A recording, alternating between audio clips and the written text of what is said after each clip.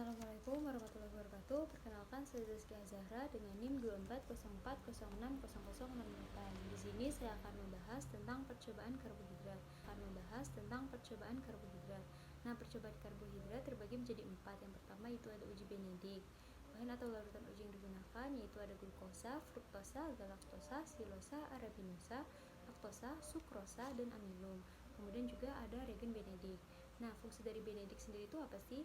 Fungsi dari Benedict itu untuk mendeteksi keberadaan gula reduksi, yaitu gula yang memiliki gugus aldehid atau keton bebas seperti glukosa, fruktosa, dan lain-lainnya.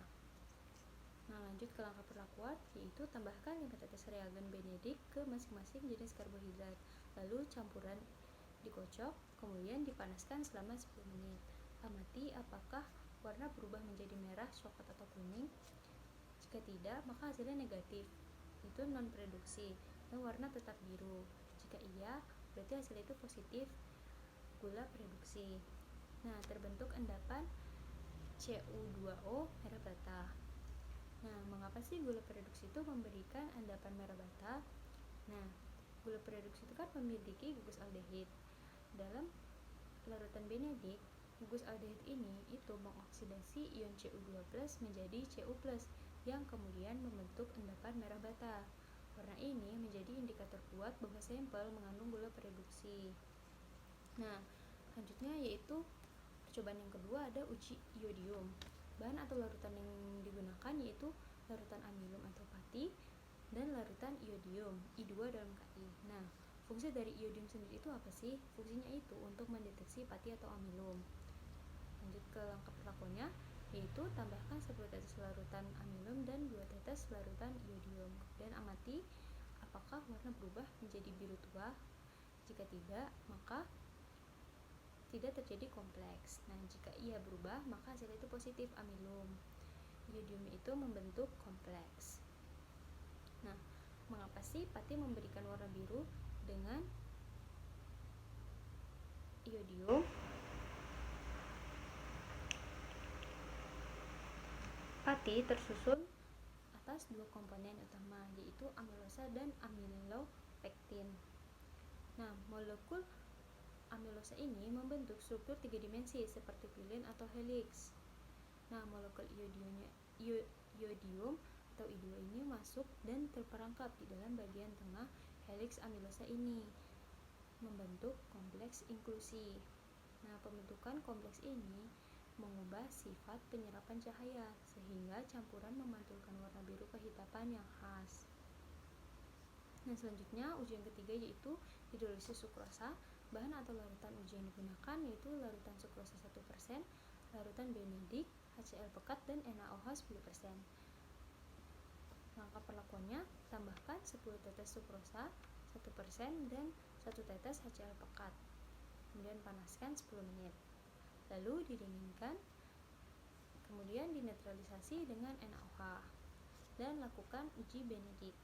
Amati apakah ada perbedaan sebelum dan sesudah hidrolisis. Nah, sebelum hidrolisis tidak ada perubahan warna, tetap biru. Nah, setelah hidrolisis atau sesudah hidrolisis, warnanya itu berubah menjadi hijau, kuning, coklat, atau merah bata.